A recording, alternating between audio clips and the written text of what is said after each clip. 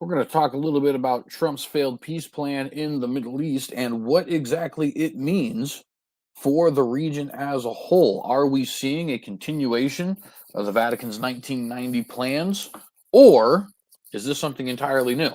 And are we going to end up seeing it come back in any capacity? We'll discuss that today on this episode of The Watchdog.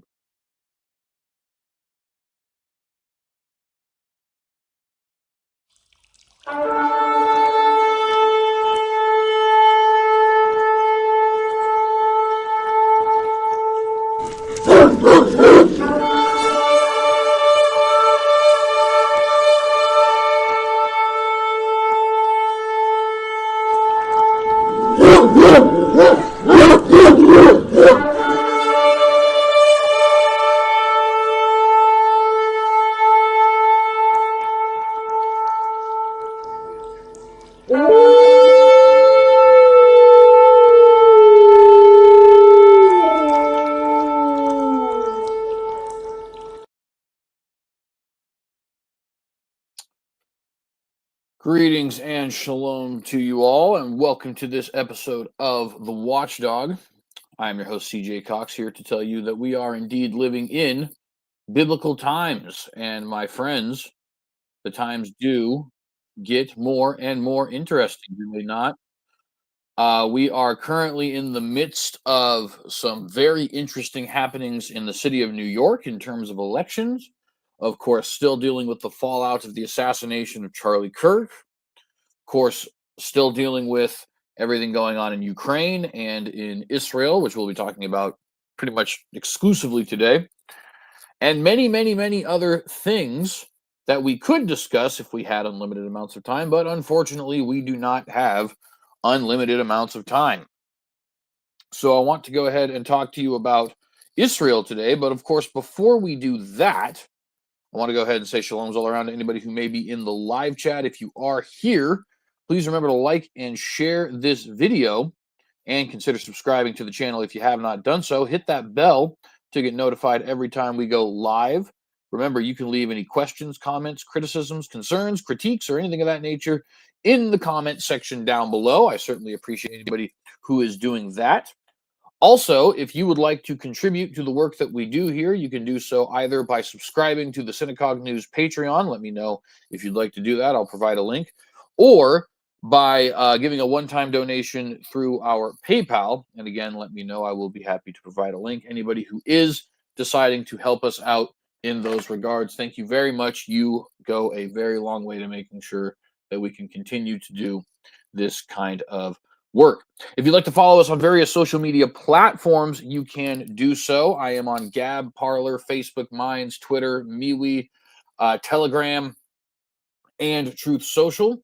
You can find me at the tag The Synagogue on any of those different websites. And of course, I certainly appreciate anybody who is following me on those websites or who is going to follow me on those websites. If you are there, please do just consider sharing this video to those different websites. We want to get the word out to as much people as we possibly can. And word of mouth is a pretty solid means of advertising, if I do say so myself. Speaking of, want to go ahead and remind everybody that we have a Rumble account. The Rumble account is titled The Synagogue, not The Synagogue News, but it posts Synagogue News content, not Synagogue content. Sorry, I know it's confusing. Unfortunately, Rumble will not let me change the name.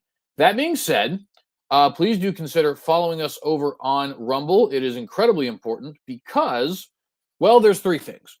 Number one, following us on Rumble, or just using Rumble in general, both incentivizes YouTube to relax their own censorship policies because you're utilizing the competition, and rewards Rumble for not having censorious speech policies.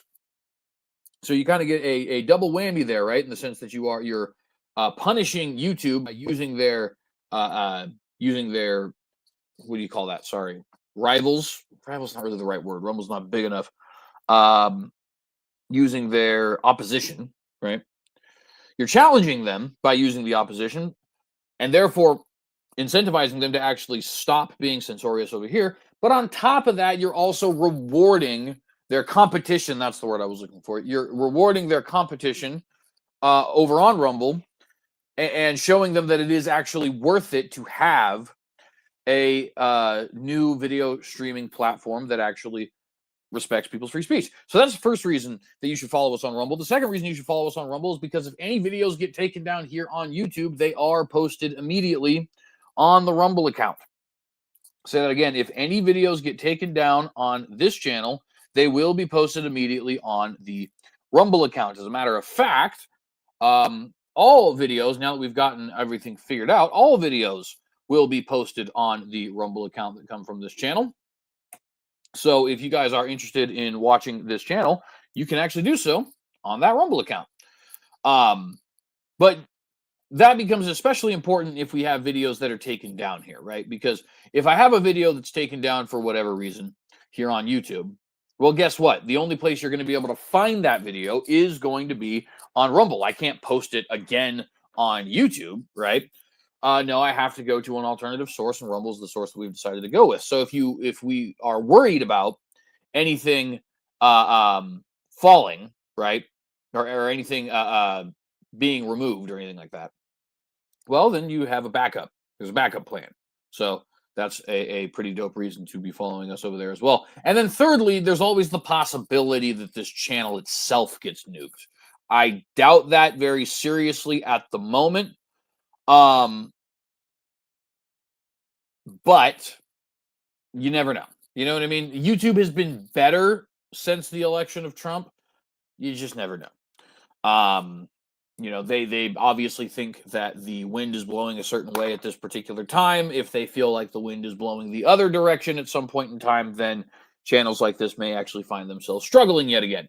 So please do consider following us on the Rumble account for all of those reasons. Not sponsored, but definitely wish I was. What else do we have for channel housekeeping? Want to go through our This Day in History fun fact. And actually, we're not going to do a This Day in History fun fact today. Rather, I'm going to talk a little bit about the holiday. Today, for those who do not know, is All Saints' Day.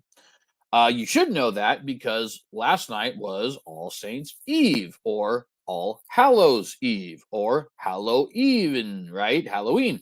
So wanted to talk a little tiny bit about the history of this holiday. A lot of people think that this holiday, well, first off, I think most people don't think about the origins of this holiday at all. They think of it as just some kind of event that takes place where people dress up for some reason and go trick-or-treating.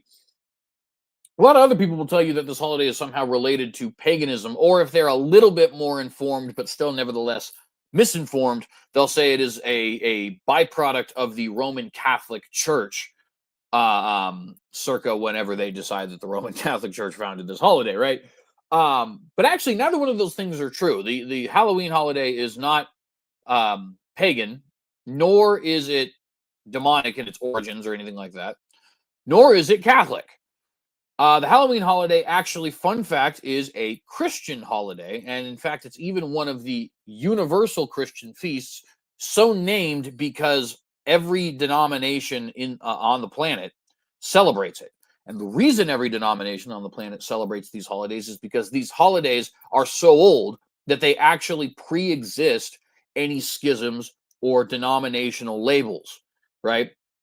So before there was a Catholic versus Orthodox, or an Oriental Orthodox split, or Docetists, or Protestants, or anything like that, Hebrew roots, what have you, before there were any of these denominational distinctives, there was these holidays, right, back when Christianity was unified. And so they ended up getting passed on to every different tradition. Halloween, believe it or not, is actually one of those universal feasts, along with Epiphany, Candlemas, Easter, of course, we all know that, Ascension, Pentecost, Christmas, and the other one, of course, being Halloween. And you can throw Good Friday in there if you like. I kind of lump, for the purposes of this discussion, I tend to lump Good Friday and Easter together because they're all kind of one celebration. If somebody says, oh, does that mean we can lump Lent in there as well? No, Lent is actually a later development. And so are things like the Annunciation holiday on March 25th and stuff like that, right? So it's a very old holiday.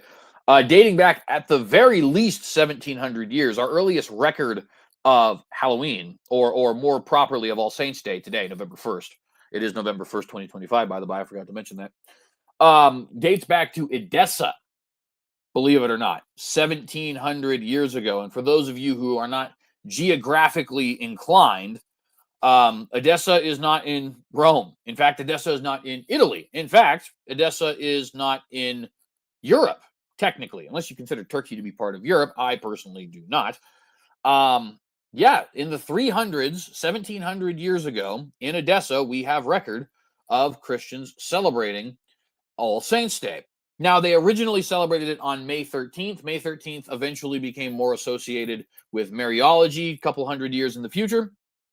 And so the day was moved to November 1st, then therefore making the eve October 31st.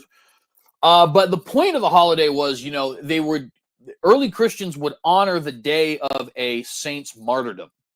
Right. And we actually still have remnants of this in pop culture today. Right. Why do we celebrate St. Patrick's Day every March 17th? Well, because St. Patrick was martyred on March the 17th. And so March 17th is literally St. Patrick's Day. That's the day that you honor St. Patrick, especially in like Irish culture and stuff like that. Same thing with Valentine's Day. Right. St. Valentine, sometime around, I think is about 269, if I remember correctly. St. Valentine was martyred on February the 14th. And so there we have February the 14th, Valentine's Day, or actually more properly, St. Valentine's Day. So you can see kind of remnants of this old Christian practice still in existence today. But basically, these Christians, they would start honoring these departed saints on the days in which they were martyred, or maybe even sometimes on the days in which they just died. The days in which they would ascend to be into heaven, in other words, right? But eventually, especially during the later persecutions like Diocletian's persecution and so forth, eventually it just got to a point where there were more saints being martyred than there were days on the calendar, right? And even bigger problem than that, you had the fact that you'd have multiple saints being martyred on multiple days. So it's like you have 8, it's November 1st. We have 8 saints to honor this day and 5 saints to honor tomorrow and another 7 to honor the day after that. You know what I mean? And it just got to the point where honoring individual saints became kind of a chore because so many of them have been martyred in this particular instance by the Roman government, but really all over the world, right? You had saints that were martyred in Israel. You had saints that were martyred in Egypt, in Greece, by barbarians, by the Indians, so on and so forth. By the way, when I say Indians, I mean on the East Indian subcontinent, right? Not Native Americans. So basically what ended up happening through development, and this is the very, very, very, very light history of this, right? But what ended up happening is Christians dedicated one day to all of the saints, hence the name All Saints. And if you're wondering how that became All Hallows, well, in the King James English, hallow means holy, and it was not uncommon at that time for you to refer to a holy person as a hallow, right? So saint, holy person, hallow, also a holy person. All Hallows Day, All Saints Day, same thing, right? And that's the origin of Halloween. Halloween is a memorial day to honor the dearly departed saints, right? And of course, for those of us who are Protestants, or I should just use the word Christian because, to be honest with you, I think that that's accurate. But nevertheless, October 31st also doubles as Reformation Day. So we get to honor the departed saints, or you can do that today, November 1st, because technically today is All Saints Day. October 31st is obviously All Saints Eve. But nevertheless, I personally do them both on Halloween. I don't extend the whole Halloween tide. Not the point. It doubles for us not only as something to honor the departed saints, a little Christian Memorial Day, if you will, and celebrate their going to be with the Lord, but also it operates as a celebration of the liberation of Western Christianity from the tyranny of the Roman Catholic Church, right? And so October 31st, great day. November 1st, All Saints Day, the actual day itself, also, I think, a great day. And that is the history, very, very light history of this day. All right, friends, we have a lot of stuff to talk about today and precious little time. So we're going to go ahead and jump right into today's conversation. And the first thing I want to note very briefly before we get into this, because I probably will not be live again before the election in New York City, I just want to note, you have the election of mayor coming up in New York City, and a couple different elections as well coming up, right? But mayor of New York City is a big one that is coming up, right? And two of the individuals running, really the only two that have any sort of a shot of winning, are Zoran Mamdani, excuse me, and Chris Cuomo. Of course, everybody knows who Chris Cuomo is, right? Both of them are Democrats, of course, but there is a significant difference between the two. Mamdani is, first off, a Muslim, second off, a progressive socialist. He's a very, very socialistic person. He openly declares that he is a democratic socialist. He's online, in line, excuse me, with people like AOC and Bernie Sanders, and Ilhan Omar, and et cetera, et cetera. And Chris Cuomo, while he's way to the left of what you and I might like, is significantly farther to the right of Mamdani, right? Believe it or not, as much socialistic flirtation as goes on in the Democratic establishment, they are not socialists. And the rise of genuine socialists within the party has kind of demonstrated that, I think. Joe Biden and all these guys, they definitely flirted with socialism. But you look at Barack Obama, compare him to Zoran Mamdani, and it's very obvious that you have a massive chasm between the two. Now, I think Obama kind of led to that, to be honest with you. I think that the flirtations were enough to cause socialism to arise in the Democratic Party, but that's not the point of what we're saying right now. What I wanted to note here is just how utterly screwed New York City actually is.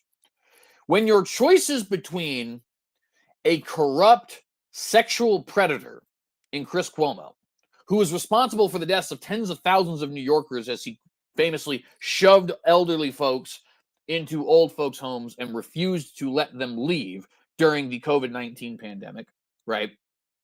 That's your choice on one end, and even probably the better choice, which is terrifying to think about.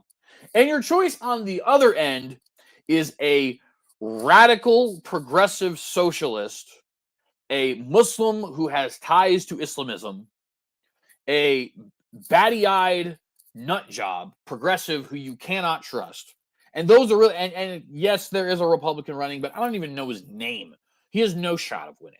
You know what I mean? And that's the state that New York City is currently in, and it's very worrisome. New York City is one of the great cities in world history, friends. Not just in America right now, not just in the world right now, and not just in American history, but in world history. New York City is one of the great cities. New York City is one of the oldest cities in the New World. New York City is the site of Columbia University, of Broadway, of Wall Street. You know what I mean? We have tons and tons of high-ranking political figures, whether they be presidents like Donald Trump or political commentators like William F. Buckley, or even guys like Malcolm X, right? Malcolm X had his rise in New York City, right? I'm not saying I agree with everything Malcolm X said, but he's a massive figure in American history. America Kahana is another example. You know what I mean? Even people in the music industry who have arisen from New York City. It's a phenomenal city. The site of the World Trade Center, one World Trade Center at this point, the site of the Empire State Building, Central Park, of course, right? One of America's great cities, and it's stuck between a pedophile and an Islamist. Or excuse me, sorry, a rapist and an Islamist. My apologies.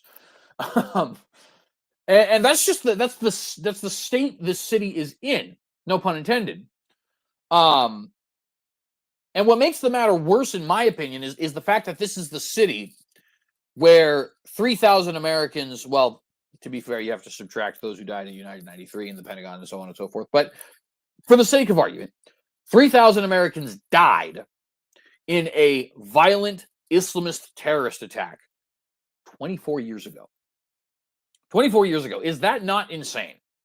Is that not insane? That means if you were born on the day that 3,000 New Yorkers died because of a violent Islamist terrorist attack, you are, in the year of our Lord 2025, younger than I am.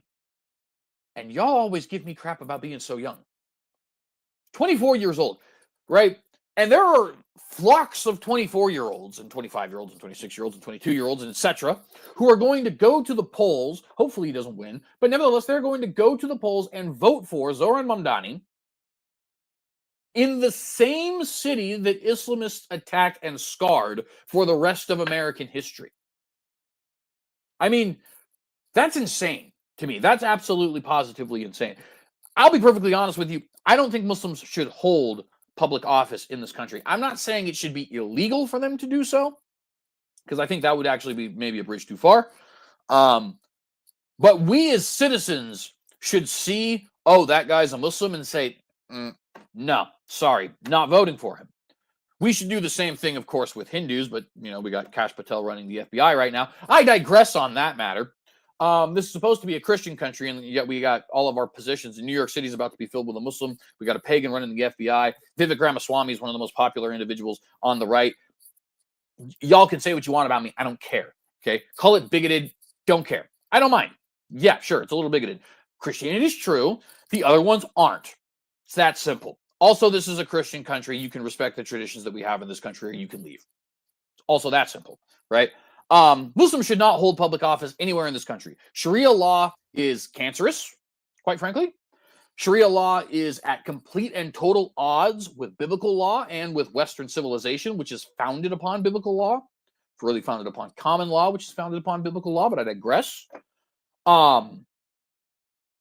Sharia law allows you to do things like beat up your wife, Surah 434, like make war against the infidels for having the audacity to not believe in the most obvious false prophet of all time, i.e. Muhammad, Surah 929. I can continue to list these things, like how they say, oh, there's a Jew, this tree calls out, there's a Jew behind me, come and slay him. Very anti-Semitic religion, how it allows you to marry 6-year-olds and sleep with 9-year-olds. Oh yeah, Prophet Muhammad did that, right? And all this other kind of stuff, right?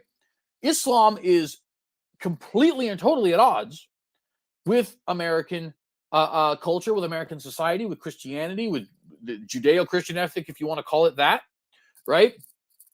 So I am not ashamed to say, I don't want a Muslim holding any position of power in this country. I don't want them to be mayor of Dodge City. I don't want them to be head of the local PTA, quite frankly. I don't want them to have any sort of communal power in this nation. And you guys should all want the same. But at the very least, if he was mayor of Dearborn, Michigan, or even Phoenix, Arizona, it would be the exact same city that was famously scarred in such a way that pop culture and political culture changed radically forever, right, by Islamic extremism. Phoenix, Arizona didn't have Twin Towers hit by Islamic extremists. That would still suck. I would hate to see Phoenix, Arizona being run by a democratic socialist with Islamist ties. That would be miserable. But the irony of having New York City be the city that is quite possibly about to elect a socialist Islamist as their mayor, simply one generation removed from the violent slaughter of 3,000 New Yorkers by people who believe the same way he does, is just mind-boggling to me. It's mind-boggling to me. It would be similar to New York City having the largest population of Jews of any city in the world. It would be similar to New York City electing a neo-Nazi in like 1965, 20 years after World War II, right? Obviously, I'm not saying it would be okay if it was now. I'm just saying, like, that's the equivalent I think you have here. It's completely insane. It's completely insane. But I'm going to stop ranting there because I've already been going 25 minutes, and I wanted to note that really quickly because I don't think we're going to be back on before Tuesday, and Tuesday is when the election takes place. Hopefully, the Lord has mercy on New York City and Mamdani is not elected, but my hopes are not very high in that regard. Let's go ahead and jump into our first article for today. We're going to be talking extensively about everything that's going on in the Middle East. And some of this is kind of old news, not super old. It's all within the last month or so. But it's stuff that I think we need to talk about fully and in depth because I think, is going to have a massive impact on the rest of the region and therefore the rest of the world. It's the most important region in the entire world, unfortunately, for quite some time. So, United States President Donald Trump gave a peace plan to Hamas and Israel, right? And actually, Israel was willing to sign this peace plan, and so was Hamas. Actually, they were all willing to sign this agreement, at least for the time being, and to have a ceasefire, to start trading hostages or prisoners, so on and so forth, right? And everything seemed, at least, like it was going to be trending towards peace. Turned out that's actually not what happened. But before we get into that, I want to get into the actual peace plan itself. So we have an article here from BBC, British Broadcasting Company, published October the 9th, 2025. And it says Trump's 20-point Gaza peace plan in full. And I want to say right off of the bat that I strongly disagree with this peace plan. Now, the subject of Israel is somewhat complicated because there is a multi-layered cake of takes that go into whatever your take is on Israel, right? For example, are you a Zionist? You can support Israel now as an established political reality without necessarily being a Zionist, somebody who believes that Israel has, or that the Jews have a political right to the land, or to word it differently, a political right to autonomy within their own homeland, something like that, right? Are you a Christian Zionist? Do you believe that the Bible teaches that Israel is supposed to hold on to that land? Do you believe that the Israeli government is currently operating, some kind of a war crime or something like that? Do you believe that Israel was prophesied to return to the land, or no? Are you a dispensationalist, or no? Do you think that Judaism is a false religion, but maybe still support the right of Israel to? You know what I mean? Like, there's all these different things you can bake into the cake of whether or not you support Israel. I've been very honest with you guys for years now. I am a Zionist, not simply because I think Israel has a right to exist, but because I think all nations as in groups of people with a common cultural heritage, need to have a level of political autonomy in order to have true freedom, right? I'm a nationalist to my core, a deep philosophical nationalist in that regard, and not just for my own nation, but for all nations. I don't think, to use a non-controversial example, I don't think Mexicans are truly a free people if Mexico doesn't exist, right? If it's divided in between the United States and Guatemala or something. I don't really know how that would work. But anyway, then Mexicans aren't truly a free people. And that goes for all people. So therefore, in order for Jews to truly be a free people, they need to have their own homeland, right? That's kind of my feeling on that. I do also happen to believe that Romans 11, Ezekiel 36, and so on and so forth do talk about a prophetic return to the land, as well as turning of Israel towards Jesus Christ. Judaism is obviously a false religion, but nevertheless, I do think that God still has future plans for them. That's not a topic for this channel. That's a topic for the other channel, but I figure I should let you guys know about that. And I do think that Israel, by and large, is in the right when it comes to their wars against Hamas. That is not to say they don't do anything wrong. They certainly have done much wrong. It's not to say I don't have any criticism for the Israeli government. I certainly do have criticism for the Israeli government. It's just to say that, as a general rule, I tend to see them as the good guys over and against Hamas, who was very obviously the bad guys. That being said, I don't think that America should be as involved in Israel's politics and foreign policy as we are. I think it's actually detrimental to both nations. A lot of people obviously have the opinion that Israel somehow owns the United States. I think that's just comic book level hilarious. Clearly, it's the other way around. We own the state of Israel. And I think anybody who's familiar with the situation in any real sense knows that not only is that true, it's just obvious. It's just obvious. which is why the far right in Israel, guys like Meir Kahane, the nationalist, I should say, in Israel, guys like Meir Kahane, for example, Yoram Hazony, for example, what's that gentleman's name? Shoot, can't remember his name. Well, it'll come to me randomly. Anyway, the current leader of the Israeli far right movement, Atzma Yehudit, all these guys actually say we don't want American money anymore. We're tired of you guys controlling us through foreign aid, right? Of course, that's not the universal position in Israel by any stretch of the imagination. Obviously, Netanyahu and Benny Gantz and guys like that appreciate American aid. And obviously, a lot of Americans are happy to give it. I happen to think that we should not be getting involved in all these foreign wars. I happen to think that it's not a good idea for us to be spending money we don't have, considering we're over $30 trillion in debt. And I happen to believe that Israel is the most militarily powerful nation in the Middle East and can handle their own.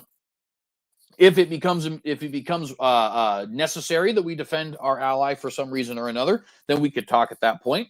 I don't see that having happened at any point during the last 2 years, since October the 7th, 2023, right? So kind of in principle, I don't love the idea of a peace plan being negotiated by the United States president. But beyond that, I also think Trump's peace plan really was a let's reward Hamas for all their terroristic actions plan. And I don't think that's what Donald Trump intended. I want to be clear here. I don't think he's like in Qatar's pocket or something, although he is far too friendly with the Qataris, and I don't like that. But I do think that's ultimately what this peace plan would have accomplished had the peace plan gone through as was intended. And the reason we're going to continue reading about this is because this is actually the second time, the first time being Donald Trump and Jared Kushner's peace plan right after he left office in his first term. This is actually the second time that Donald Trump has proposed a peace plan that is suspiciously similar to the 1947 partition plan pushed by the UN and the 1995 Vatican partition plan pushed by John Paul II. I believe it was John Paul II. Either way, Shimon Peres was the prime minister at that time of Israel. And that bothers me. That bothers me tremendously. So I want to go ahead and read the 20 points of the peace plan so that you guys actually know why I feel the way that I do. And we're going to skip ahead right to the points and just start reading. Here's the full text of the president's plan as provided by the White House. Quote, Gaza will be, point one, Gaza will be a de-radicalized, terror-free zone that does not pose a threat to its neighbors. Immediate pause, great in theory. In order to enforce that, you must occupy Gaza. That is the only possible way that that sort of thing can be enforced. And we know that because recent Israeli history has demonstrated that left to their own devices, the Arabs, who we call Palestinians, will radicalize. Not all of them, I understand, yada, yada, blah, blah. That's not the point. The point is, Israel pulled out of the West Bank and pulled out of Gaza. It was just 2005 that they pulled out of Gaza. And by 2006, Hamas controlled the area, and both of these areas, the West Bank, i.e. Judea and Samaria, and Gaza, ended up being essentially bases of operations for terroristic activity against the state of Israel. Okay? And by the way, that should be obvious to you. If you're not familiar with the Hamas Charter, go watch my Watchdog special report where we read the Hamas Charter in full. It is an absolutely demonic document. You don't make peace with people that want to kill you, whether that be Hamas or communists or Nazis or genuine fascists like the type you found in Italy circa 1941, not the kind that Antifa pretends they're fighting when they cosplay in the streets of Portland, Oregon. You don't make peace with these people, okay? You make peace with rational people who want peace to be made, right? For example, I think a peace plan is probably possible in the Ukraine-Russia war. I don't think that, I mean, there are certainly major flaws to be mentioned, but neither Putin nor Zelensky strike me as terribly unreasonable individuals. I think that it's possible to make peace in a situation like Vietnam. I think it's even possible to make peace in a situation like Afghanistan, right, where the Taliban really have no interest in fighting outside of Afghanistan. That's a possible situation, at least I suspect. Um, when you have somebody who actively wants to kill you, you don't say, "Hey, let's just lay down our arms for now, and we'll all go home to our little abodes, and we'll all sing Kumbaya with our families, and we'll get together every Christmas or Hanukkah, because I guess this is Israel, and share flowers and cupcakes and little Eskimo kisses with each other, like this is a freaking high school musical or something." Um, you just don't do that. It's stupid. Obviously, those people are going to use that as an opportunity to regroup and attack you again in the future. Duh. Right? So the only way point one can actually be enforced is if somebody occupies Gaza. We'll get to that in a moment because that is addressed in this peace plan, but nevertheless, you can't leave Gaza to its own devices and expect it to be a de-radicalized terror-free zone. It's just not going to happen. Point two. Gaza will be redeveloped for the benefit of the people of Gaza who have suffered more than enough, which, fair enough, obviously, that is true. And God be with the innocent women and children in Gaza who have died as a result of this war. War is terrible, and we certainly don't want to see anybody dying. Excuse me. Point three, if both sides agree to this proposal, the war will immediately end. Israeli forces will withdraw to the agreed-upon line to prepare for a hostage release. During this time, all military operations, including aerial and artillery bombardment, will be suspended, and battle lines will remain frozen until conditions are met for the complete staged withdrawal. In other words, this is, in fact, a peace plan, right? This tomato looks an awful lot like a tomato. Point four, within 72 hours of Israel publicly accepting this agreement, all hostages alive and deceased will be returned. I believe many hostages were returned. I do not think all were returned, but I could be wrong about that. Somebody fact checked me on that if you fancy. Moving on to point number five, once all hostages are released, Israel will release 250 life sentence prisoners plus 1,700 Gazans who were detained after October 7th, 2023, including all women and children detained in that context. For every Israeli hostage whose remains are released, Israel will release the remains of 15 deceased Gazans. Which, I don't know, that seems like a raw deal to me. I'll release 15, you release one. I'll release 1,700 prisoners. You have to give me 250 hostages. I have a guarantee that all 1,700 prisoners will be alive, but you don't give me any guarantee that all of the hostages are going to be alive. Seems kind of like a raw deal, but I understand, for the people who will have their loved ones home, or at least will have closure, knowing that their loved ones have passed away. They probably feel a lot differently. I understand that. Point number six, once all hostages are returned, Hamas members who commit to peaceful coexistence and to decommission their weapons will be given amnesty. Members of Hamas who wish to leave Gaza will be provided safe passage to receiving countries. And it is here where we start to see the ridiculous pro-Hamas bent in this peace plan. Remember what the goal of Israel's war is. Right? Their stated goal is not occupation of Gaza. Their stated goal is elimination of Hamas, right? Elimination of Hamas. That is the stated goal. And this peace plan basically says, how about not that? Down? Two different ways, right? First of all, what if we just say, hey, we'll give you amnesty if you're willing to commit to the peace process and give over your weapons, as if they can't find more weapons, right? But also, if you're not willing to do that, guess what? Members of Hamas who wish to leave Gaza will be provided safe passage so that they can regroup elsewhere and be somebody else's problem and stage attacks on Israel from some other land. Oh, you don't believe me? That's exactly what Hezbollah did. Hezbollah is not native to Lebanon, or at the very least, the pro-Palestinian elements of Hezbollah didn't originate from Lebanon. That's a more accurate way to put it. They were disgruntled PLO members and Palestinians who went into Lebanon, ruined a rather prosperous Middle East nation, and for the last 40 or so years have been a thorn in the side of Israel until recently Israel laid the beating on them. Probably should have done it more severely. Unfortunately, Lebanon's kind of caught in the crossfire of that. They're not the ones who are attacking. Very much not cool. But at any rate, why are we giving safe passage to members of Hamas who do not wish to decommission or give up their weapons?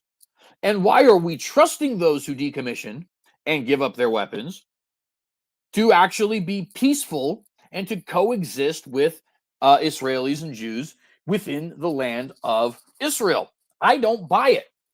I don't buy it. I think that this is a perfect opportunity for people to say they are interested in the peace plan and to nevertheless regroup, because what does their charter say? Their charter says that the entire land from the river to the sea, Palestine will be free. That's the saying, right?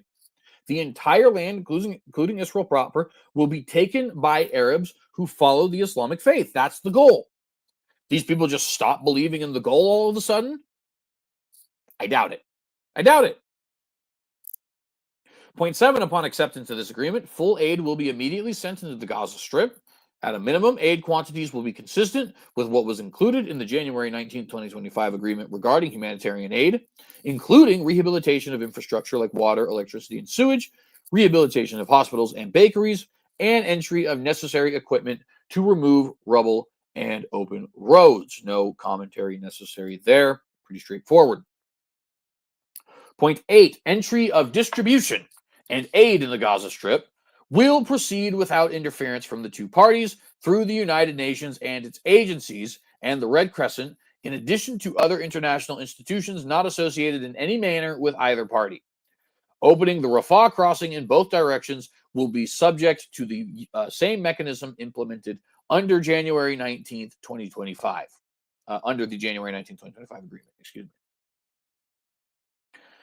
Internationalization also kind of strikes of the old UN 1947 partition plan or the 1995 Gaza plan, right? Seems suspiciously similar, but it gets worse. Point 9, Gaza will be governed under the temporary transitional governance of a technocratic, apolitical Palestinian committee. Remember that thing I said about how in order to make sure it is deterrorized, you have to occupy Gaza? It's the only way. Well, this plan says, no, actually, we'll have an apolitical Palestinian committee, the same people who elected Hamas in the first place, right? And they will lead the transitional government in Gaza. Trust us, bro. It won't turn out like the last 17 times. We promise. Or something. Read the fine print. Anyway, Gaza will be governed under the temporary transitional governance of a technocratic, apolitical Palestinian committee responsible for delivering the day-to-day running of public services and municipalities for the people in Gaza. This committee will be made up of qualified Palestinians and international experts with oversight and supervision by a new international transitional body, the Board of Peace, which will be headed and chaired by President Donald Trump, with other members and heads of state to be announced, including former Prime Minister Tony Blair of Britain, if you don't know. This body will set the framework and handle the funding for the redevelopment of Gaza until such time as the Palestinian Authority has completed its reform program and outlined in various proposals, including President Trump's peace plan in 2020 and the Saudi-French proposal, which we'll get to in a moment, and can securely and effectively take back control of Gaza. This body will call on the best international standards to create modern and efficient governance that serves the people of Gaza and is conducive to attracting investment. Now, when's the last time an international bureaucracy ever accomplished anything? That's something that we'd like to note here, by the way, as we're continuing forward with this. Obviously, UN peacekeeping plans are notorious for consistently failing. Really, UN plans of any kind are consistent failures. There's exceptions to that. The Korean War, for example. But really, the Korean War was an American war that other individual nations happened to tag along for. Not to say that there, obviously brave men died from other countries. That's not what I'm saying. But America was fighting the bulk of that war. Not Canada, not Britain, America. Right? And that's why that was successful. Not because of anything that had to do with the United Nations or an international body. But I digress. 10. A Trump economic development plan to rebuild and energize Gaza will be created by convening a panel of experts who have helped birth some of the thriving modern miracle cities in the Middle East. Many thoughtful investment proposals and exciting development ideas have been crafted by well-meaning international groups and will be considered to synthesize the security and governance frameworks to attract and facilitate these investments that will create jobs, opportunity, and hope for future Gazans. Point number 11.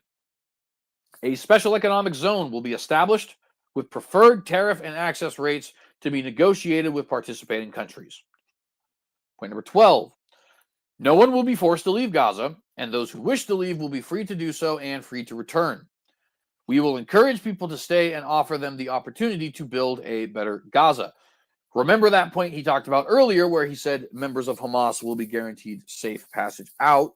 Well, now we're saying people who leave Gaza are, of course, free to return to Gaza. So say you're a member of Hamas who wants to get away from all the bombing and such, and so you want to leave Gaza so that you and your pals can regroup, but you don't want to leave Hamas, so obviously you're going to take this opportunity to leave without any threat of retaliation.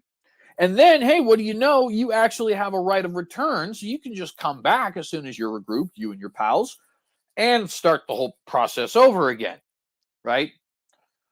Yeah, obviously this is a stupid idea.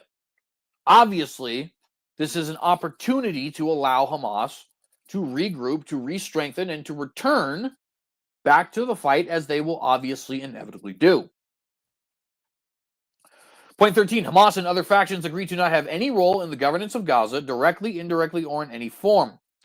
All military terror and offensive infrastructure, including tunnels and weapon production facilities, will be destroyed and not rebuilt. There will be a process of demilitarization of Gaza under the supervision, of independent monitors, which will include placing weapons permanently beyond use through an agreed process of decommissioning and supported by an internationally funded buyback and reintegration program, all verified by the independent monitors. New Gaza will be fully committed to building a prosperous economy and to peaceful coexistence with their neighbors. Again, it sounds good in theory, but how are you going to enforce it? The answer is you cannot unless you occupy Gaza. You cannot forcefully demilitarize Gaza without occupying Gaza. It's just the way it is. If you think you're going to trust them to demilitarize, well, they're only going to stay demilitarized as long as they find it as long as they find themselves incentivized to be demilitarized. And considering their goal is the conquest of Israel, that's not going to be something they're incentivized to do very long, obviously. And again, we can point to history for this. We can point to 2005 when Israel left the Gaza Strip entirely. We can point to the early 2000s when Israel left 97% of Judea and Samaria in the hands of the PLO. We can point to unrelated nations and unrelated times, such as when Neville Chamberlain came back in 1938 talking about peace in our time, right before Adolf Hitler proceeded to invade the Sudetenland, right? It's obvious. A guarantee, point 14, a guarantee will be provided by regional partners to ensure that Hamas and the factions comply with their obligations and that New Gaza poses no threat to its neighbors or its people. Excuse me again. Point 15, the United States will work with Arab and international partners to develop a temporary international stabilization force to immediately deploy in Gaza. Note that these are Arab partners, Arabs who, of course, support Palestinian statehood, and many of whom will be radical Islamists themselves. The ISF will train and provide support to vetted Palestinian police forces in Gaza and will consult with Jordan and Egypt, who have extensive experience in this field. This force will be the long-term internal security solution. The ISF will work with Israel and Egypt to help secure border areas, along with newly trained Palestinian police forces. It is critical to prevent munitions from entering Gaza. Oh my goodness, excuse me. And to facilitate the rapid and secure flow of goods to rebuild and revitalize Gaza. A deconfliction mechanism will be agreed upon by the parties. By the way, I'd like to note here that before October the 7th, 2023, Gaza was poor and had a terrible infrastructure and had a terrible police force, and its standing military was Hamas, who, of course, just got pummeled into having to potentially make this peace agreement, which they backed out on, but we'll get to that in a moment, hopefully. So not only does this allow Hamas to continue existing and to have amnesty for those members who leave, as well as have other members just leave the area with a guarantee that they can return, by the way. And not only does this return autonomy back to the Palestinians, but on top of that, according to this peace plan, Gaza will actually be wealthier than it was before. We'll have a stronger military and a stronger police force than it did before. We'll have better infrastructure than it did before. So not only does Hamas get off and continue to exist, but Gaza actually, in the long run, ends up coming out of this war better than it had before. Now, some of you might think, well, isn't that a good thing from a humanitarian perspective? No. No, it is not. You do not get rewarded for starting wars. Again, this should be obvious. I don't even know why we're talking about it. You do not get rewarded for starting wars, especially when you start wars by massacring thousands of innocent people, by kidnapping hundreds of innocent people. That's just not how real life works. And the kinds of countries that say, hey, we want to stop the fighting, so we'll go ahead and reward you for starting this conflict, those are the types of countries that consistently find themselves at war with their neighbors because their neighbors perceive them as weak. And guess what? Their neighbors are right. They are weak. This is a weak proposal. This is what weak men do. In fact, I shudder to even call them men. At this point, we'd be better off calling them transitioning. After all, they want to act like women.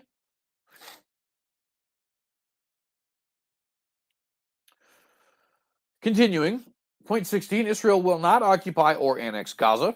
As the ISF establishes control and stability, the Israeli Defense Forces will withdraw based on standards, milestones, and timeframes linked to demilitarization and will be agreed upon between the IDF, ISF, guarantors, and United States, with the objective of a secure Gaza that no longer poses a threat to Israel, Egypt, or its citizens.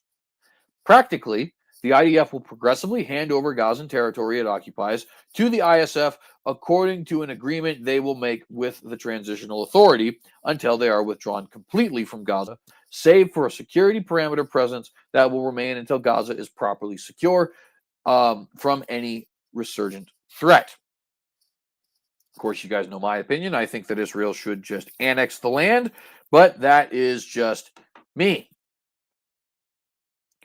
Point 17, in the event Hamas delays or rejects this proposal, the above, including the scaled-up aid operations, will proceed in the terror-free areas handed over from the IDF to the ISF. Scrolling down, point 18. An interfaith dialogue process will be established based on the values of tolerance and peaceful coexistence to try and change mindsets and narratives of Palestinians and Israelis by emphasizing the benefits that can be derived from peace. That seems kind of random, right? Until you remember that part of the 1990 Vatican peace plan was the idea of internationalizing the old city under the control of the Vatican.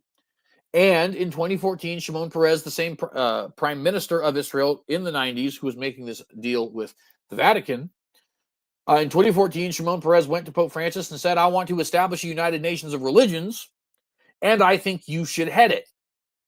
Right? And of course, we saw Francis running with that idea. For example, dedicating a Mormon temple in Rome in 2019 and going to the Amazonian Synod in September of 2019 and saying all rites, R-I-T-E-S, are ways to worship the same God, and bringing home a pagan goddess, a pagan Incan goddess of fertility, and calling it Our Lady of the Amazon and letting it sit up in St. Peter's Basilica. and having a communion with the World Council of Churches to celebrate their 70-year anniversary in 2018. And of course, having the March 6th, 2021 prayer at the Ziggurat at Ur with other quote unquote Abrahamic peoples or nations, or excuse me, again, religions, and so on and so forth, right? So, yeah, of course, we want an interfaith dialogue. Absolutely absurd. Point 19, while Gaza redevelopment advances and when the PA reform program is faithfully carried out, the conditions may finally be in place for a credible pathway to Palestinian self-determination and statehood, which we recognize as the aspiration of the Palestinian people. Point 20, the United States will establish a dialogue between Israel and the Palestinians to agree on a political horizon for peaceful and prosperous coexistence. So, what you see from this peace plan is, number one, members of Hamas. Sorry, I thought I was being told something here in my ear. Never mind. Point number one, members of Hamas who wish to outwardly say that they are going to leave get amnesty. Point number two, members of Hamas who do not want to leave Hamas will have free right to leave and will not be impeded in doing so. Point number three, all Gazans who leave can return at any point in time. Point number four, Gaza will be strengthened economically, militarily, in terms of their police, in terms of their infrastructure. Point number five, we are going to move towards Palestinian statehood. Where is the benefit for Israel in this peace plan? I would like to know that. This is just 20 different things that benefit the Palestinians, right? And I don't understand how the people who start the war get to end the war with a guarantee for political autonomy, with a more prosperous nation than they had before, and even the direct political actors in Hamas get off scot-free. No trials, no executions or anything like that. You don't have to disband. You can stay if you say, I'm sorry, or you can leave and come back at some later indeterminate time. That's insane. And yet Israel actually was willing to accept this peace plan. And for a minute there, Hamas was as well. It does appear that Hamas violated the peace agreement. And so as it stands right now, we actually do have a return to conflict, although CNN did recently come out with an article saying U.S. allies await answers from before committing to Trump's Gaza peace force, meaning that there are people out there who are considering the possibility that this peace plan could be reestablished, right? War on the Rocks also points out that there's optimism for Gaza, although they say it is based on shaky assumptions. And you know, the point is we may not have seen the end of the ramifications of this particular peace plan, right? At the moment, it appears that we're returning back to war, but it is entirely possible that this peace plan is committed to yet again. And of course we'll see what ends up happening. But that is the peace plan, and I happen to think it's a completely insane peace plan, and it comes on the tail end of a massive swath of international pressure being placed on Israel by various nations. So, for example, here from the Times of Israel, this was published September 23rd, 2025, which, by the by, I'd just like to point out for your viewing pleasure, my dear Jimmy's in the audience. Sorry. That was Rosh Hashanah, right? Which was done on purpose, by the way. This meeting was held on Rosh Hashanah specifically to prevent Israelis from being involved. Fun fact. But anyway, France leads group of European nations recognizing Palestinian state at UN summit. Emmanuel Macron and others recognize Palestine in defiance of U.S. and Israel, which says two-state solution is off the table after October 7th. Now, Note here that Israel says the two-state solution is off the table after October 7th, but then in October, the U.S. proposes a peace plan, which includes a provision to move forward with negotiations for a peace plan, right? Or, quote, conditions may finally be in place for a credible pathway to Palestinian self-determination and statehood, and Israel's willing to agree. So, no, actually, it was never off the table. They claimed it was off the table. It was not off the table because Israel is controlled by the United States, and where we lead, they will follow.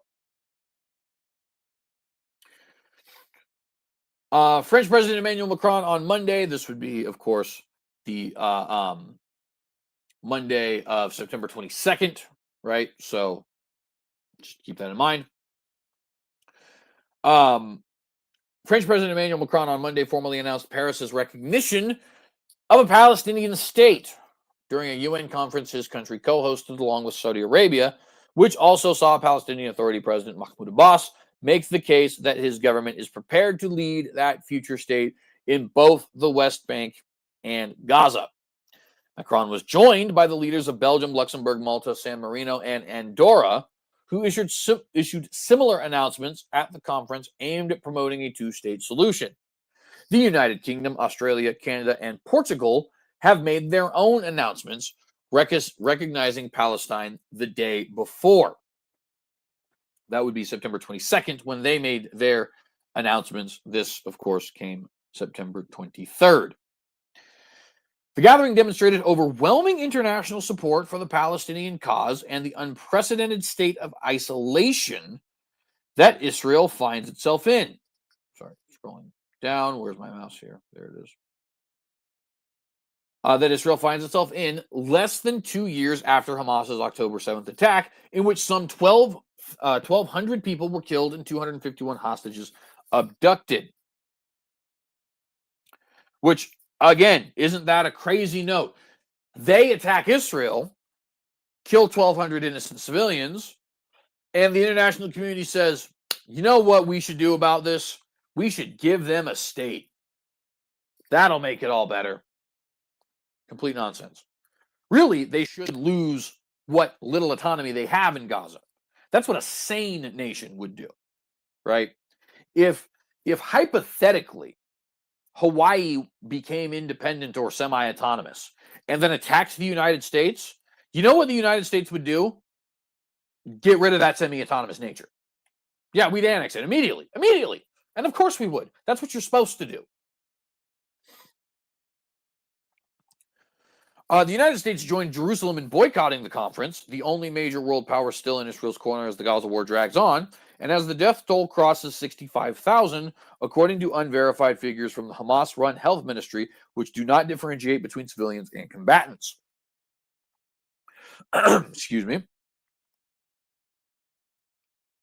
Both the U.S. and Israel have argued the recognition of a Palestinian state at this time amounts to a reward for Hamas that won't advance efforts to release the remaining 48 hostages and end the war in Gaza, but could well harm those goals. Now, again, less than a month later, Donald Trump's peace plan says the conditions, when this peace plan is carried out, the conditions may finally be in place for a credible pathway to Palestinian self-determination and statehood. So, Israel certainly agrees with the sentiment you just heard. Does the United States? Well, no, actually. Trump does wish to see a Palestinian state established. And by the by, I'd like to point out here also this article from Politico, which I don't have on the screen, but I'll read a little bit of it for you guys. Trump promised Arab and Muslim leaders that he will not let Israel annex the West Bank. The president's pledge came in a closed-door meeting at the UN. This article is from September the 24th, 2025, one day after this conference. So while Trump on September 23rd is saying Palestinian statehood is a no-go, he is on September 24th saying, I will not let Israel annex West Bank. And by the way, why does he have the ability to do that? Because Israel is controlled by the United States. Get with the program, please. President Trump promised Arab and Muslim leaders during a meeting Tuesday, this would be Tuesday, September the 23rd, fun fact, that he would not allow Israeli Prime Minister Benjamin Netanyahu to annex the West Bank, according to 6 people familiar with the discussion. 2 of those people said that Trump was firm on the topic and that the president promised that Israel would not be allowed to absorb the West Bank, which is governed by the Palestinian Authority and not Hamas. Another one of the people familiar with the talks noted that despite Trump's assurance, a ceasefire to end Israel's nearly 2-year war against Hamas was nowhere close to fruition. 2 others familiar with the matter said Trump and his team presented a white paper outlining of the administration's plan to end the war, including the annexation promise and other details such as governance and post-war security. Of course, we have now read that peace plan. Now, of course, the simple question is, why would Israel not annex that land? See, the land has to be governed by somebody. It has to be part of some nation. It has to be under some government. If it's not going to be part of Israel, if it's not going to be run by the Israelis, if it's not going to be property of the Israeli government, then what's the alternative? Well, obviously a Palestinian one. So while in this article from the Times of Israel, we read both the U.S. and Israel have argued the recognition of a Palestinian state at this time amounts to a reward for Hamas. In this other article from Politico, we see President Donald Trump promised Arab and Muslim leaders during a meeting Tuesday that he would not allow Israeli Prime Minister Benjamin Netanyahu to annex the West Bank. So which is it? Well, considering the fact that the peace plan was proposed and in it we see, quote, the conditions may finally be in place for a credible pathway to Palestinian self-determination and statehood, I would say Politico got this one right, and the Times of Israel didn't get it wrong per se. They are simply stating what Donald Trump and the United States government has said themselves. So they didn't get it wrong per se, but Donald Trump was lying when he said that. Or perhaps you could use the phrase negotiating if you'd like to be a little bit more charitable to the president. That's perfectly fine by me. The point is, though, that Palestinian self-determination and statehood is not only very much on the table, it is a stated goal of Trump's peace plan. And by the way, it was a stated goal of the Trump-Kushner peace plan from 2020, which sought to see most of Judea, Samaria, and Gaza become a Palestinian state, as well as a little tunnel connecting the two, which would be part of the Palestinian state, and the remaining area be recognized as an Israeli state, and then they were going to share the city of Jerusalem as a capital. And it was going to do the same thing that the Vatican plan was, right? The west side was going to be Israel's, the east side was going to be Palestine's, the old city was going to be internationalized. So Trump very clearly still has that plan in mind. And of course, why wouldn't he? It's the plan he proposed. And it may very well be the plan that he's had in mind the whole time. Recall that back in 2017, Donald Trump, at his first international trip, went to Saudi Arabia, the seat of Islam, then to Israel, where we're having this whole conversation, right? The Holy Land. Then immediately went to the Vatican, and we have no idea what took place at that meeting. But notice that as far as the world is concerned, that's the seat of Islam, the seat of Judaism, and the seat of Christianity. It's Saudi Arabia, the leader of the Arab world, Israel, the Holy Land itself, and then the Vatican, who is seeking to push this United Nations for religions idea and proposed the original East goes to Palestine, West goes to Israel, internationalize the old city idea. It was their idea to begin with. One of these days, I'm going to do a special report on this so you guys know that I'm not just pulling this out of a hat. I consistently reference it, and I know some of you guys have been watching this long enough that you remember me reading it 4 or 5 years ago. But we're going to have to do just a special report going through this whole thing. Because it's not a coincidence. Trump is absolutely in cahoots with the Vatican on this matter, in cahoots with the United Nations on this matter. And I don't mean that even in some like conspiratorial kind of way. The meetings are behind closed doors, but so are many political meetings. I think that they're actually rather open about this. You know what I mean? It's a conspiracy in the sense that there are multiple individuals involved, but I don't think they're trying to hide anything. I don't think that, because I don't think they think it's a bad idea.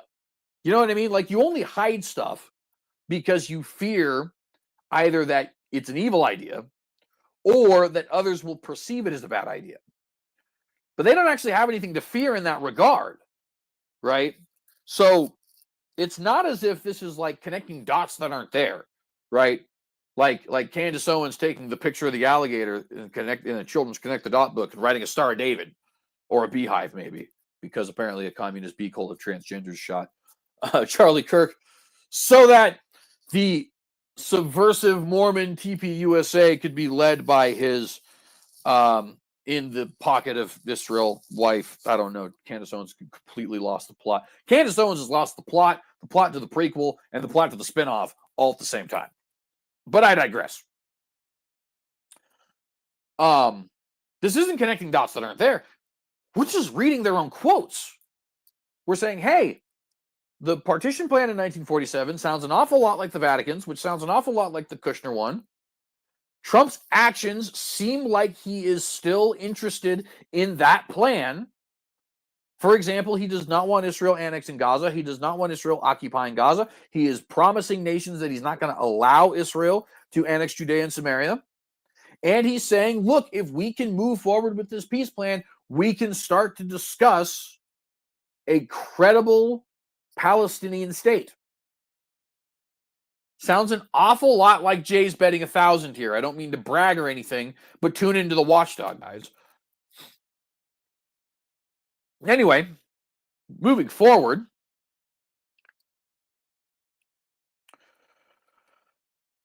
Macron insisted in the opening speech of his Monday conference, so this would have been the 22nd, that recognition advances the cause of peace between Israelis and Palestinians.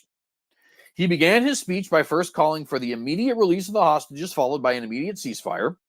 Macron argued that breaking the cycle of violence lies in the recognition of the other, insisting that the time had come for the move.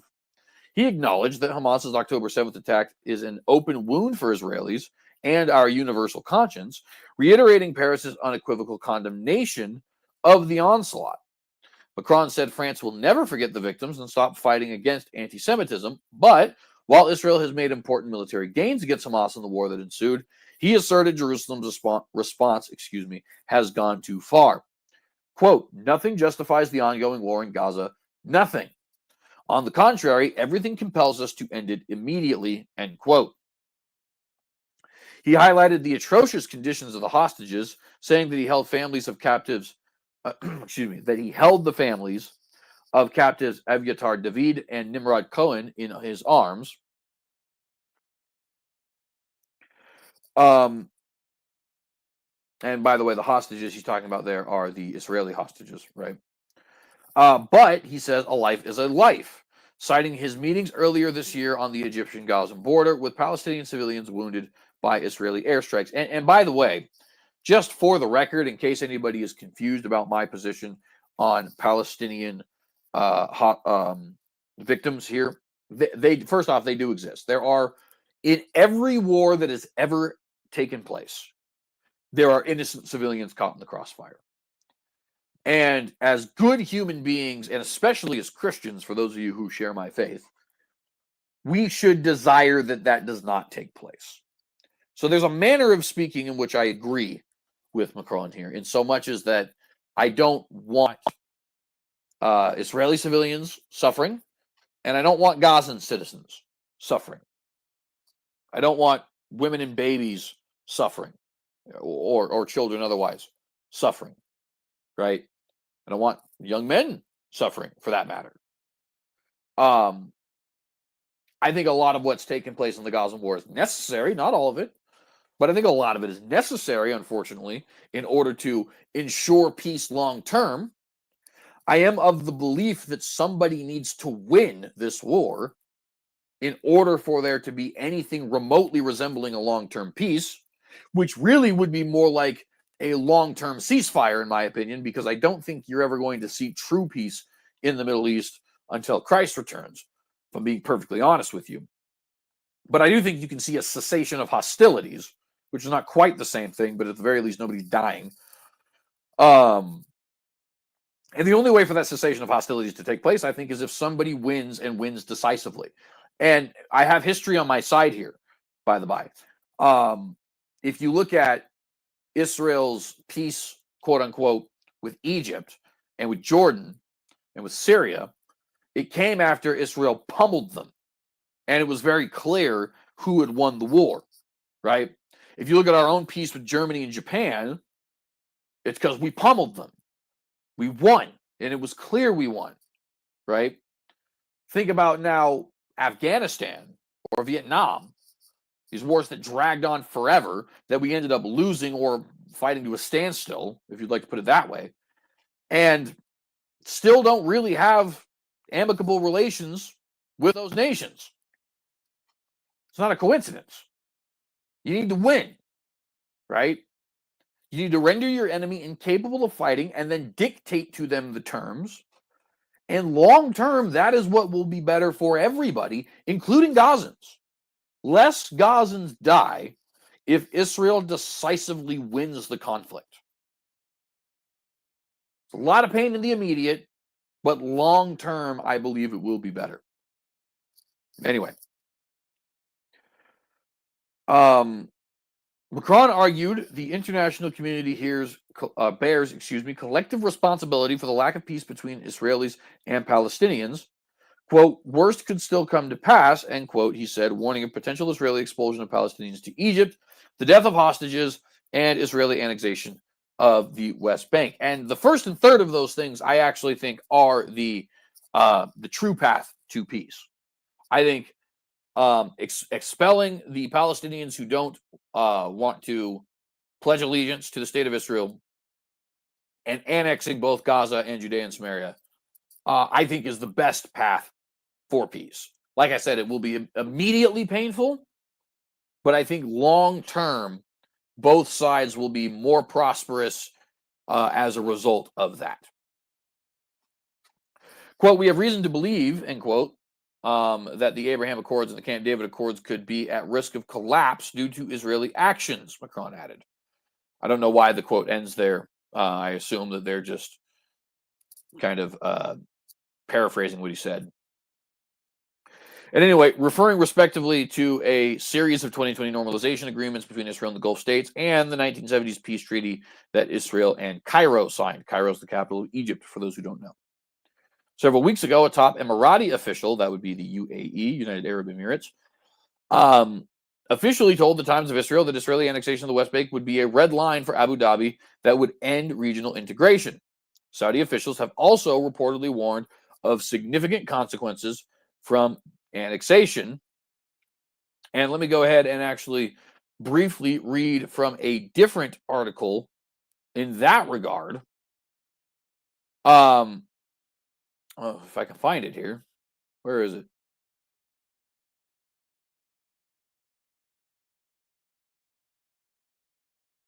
Shoot. Did I not pull it up? I thought I did.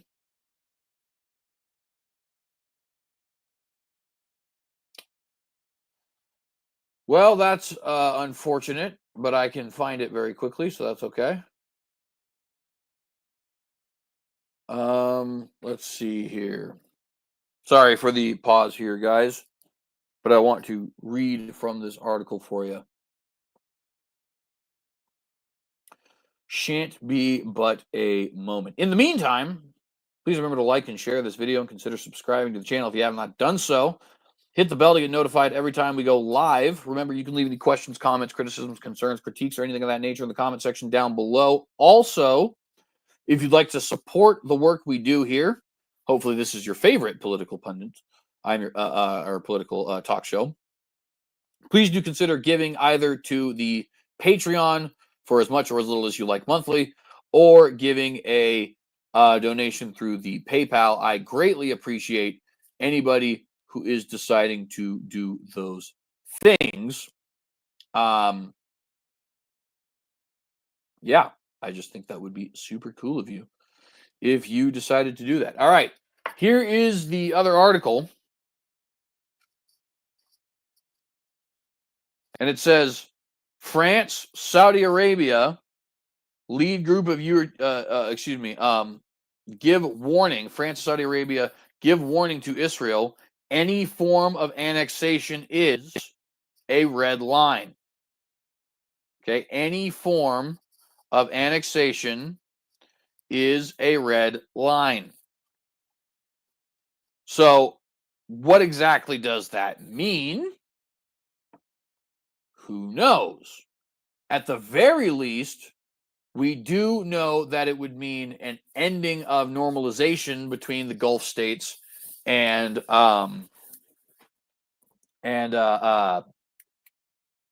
Israel. Excuse me.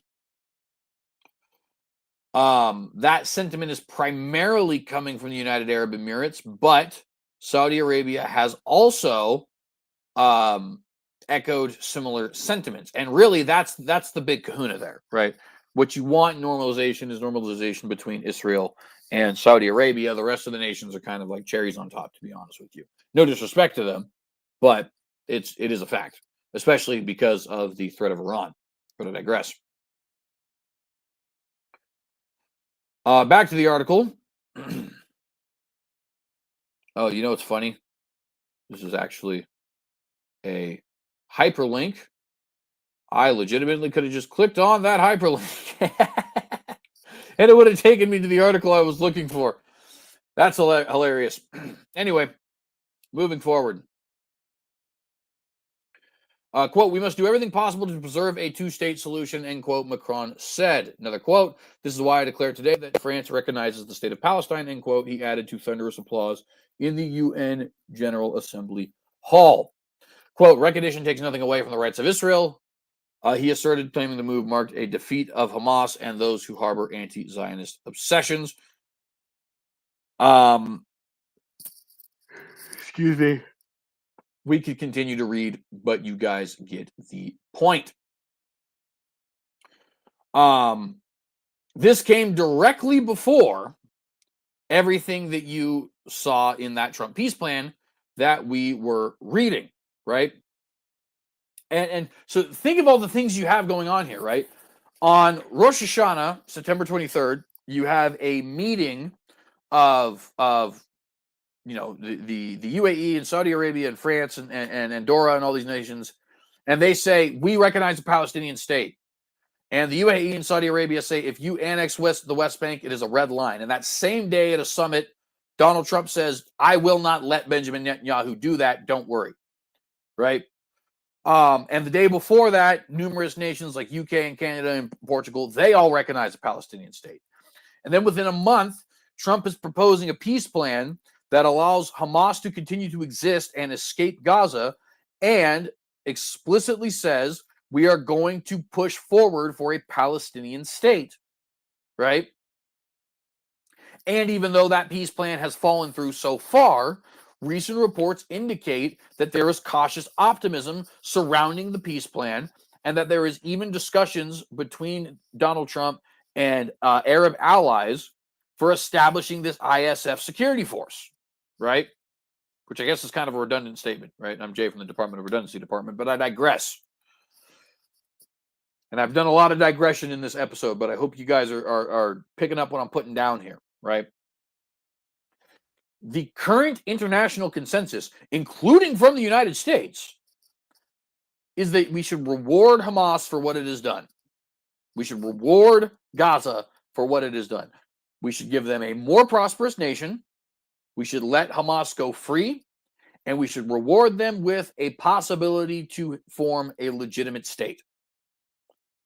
Now, what does that mean for all of us? Because I know some of my listeners aren't as offended at the idea of a Palestinian state as I am.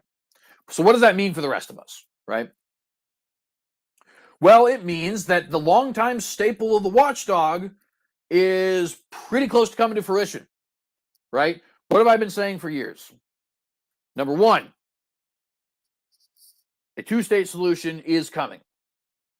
Number two, it will include Judea, Samaria, and Gaza as the Palestinian state, and Israel proper as the Jewish state. Number three, they will share Jerusalem.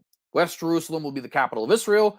East Jerusalem will be the capital of Palestine. Number four, the old city will be internationalized, placed under the governance either of an international body like the UN or a hypothetical United Nations of Religions, or the Vatican. By the way, you notice I strategically placed that United Nations of Religions thing in the middle because that's the meeting point of those two, the Vatican on one side and the United Nations on the other. come together in the form of a United Nations for Religions, right? A United Nations-like organization for religions, which is going to be the group that actually controls the Old City, by the way. I'm almost certain of that. And I'm just as convinced that the people who head that international religious body will end up being the Vatican, because Pope Leo XIV is going right alongside Francis in pushing forward the Bergoglian Revolution. And recall, Shimon Peres, when he suggested this idea, was suggesting it to Pope Francis with the qualifier, I think you, Francis, should lead it, which is another way of saying I think the Pope should lead it, especially when subsequent popes are made in the Bergoglian image, right? And number 5, what else does this mean? We're getting pretty close to a third temple. Now, set aside whether or not you think that has any meaning eschatologically. At the very least, it definitely has a lot of meaning religiously and politically for the world in terms of geopolitics, in terms of sociopolitics, religiopolitics, if you'd like to throw that one in there as well. Because recall, Francis, as well as Rabbi Yehuda Glick, who was a former member of the Knesset, have stated there is no reason why this temple cannot be an international prayer house for all nations and all faiths. And they have stated there's no reason why you can't build a temple perpendicular rather than on top of the Dome of the Rock. And they have stated that they would like to see a center for Judaism, Islam, and Christianity there in the Old City by the Temple Mount. So we're getting pretty close to that as well. How do we know? Because that is going to be part and parcel of this internationalization of the Old City, which is part and parcel of the two-state solution, which is a stated goal of the people who want to establish United Nations of religions. Are you seeing my point? And again, this is not some Candace Owens, Alex Jones level conspiracy theory. Really shouldn't put Alex Jones in the same category as Candace Owens, but whatever. This is their stated goals. We were just reading from Politico and the New York Post and the Times of Israel and BBC. We go out of our way here not to quote conspiratorial sources, because I know how what I'm saying sounds, but it's the truth, and it's coming. Whether you like it or not, it is coming, right? Now, does that mean necessarily that it's the end of the world as we know it and I feel fine? Well, no, because I don't feel fine. But beside that, I'm not here to talk eschatology. Maybe it is, maybe it's not. Maybe it's all post-millennial, maybe it's all pre-millennial, maybe the rapture is going to happen next Tuesday, and I'm not saying that mockingly. I'm making the point I genuinely don't know, right? I have my own opinions. If you'd like to hear those opinions, go to my other channel, and I probably won't talk about it because I don't tend to talk about eschatology that much, but one day I will.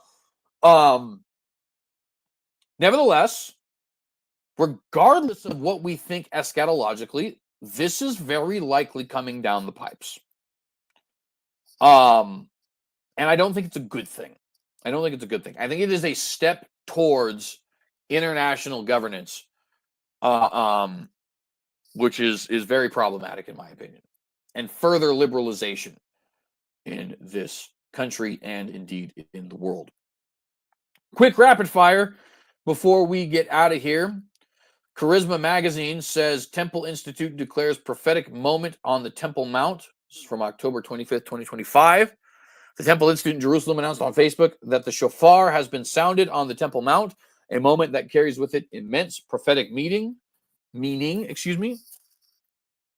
Quote, sounding the shofar on the Temple Mount for the first time in 2,000 years, the shofar is being sounded on the Temple Mount. The shofar is the sound of Israel returning to Hashem and the sound of the coming Geula, which means redemption.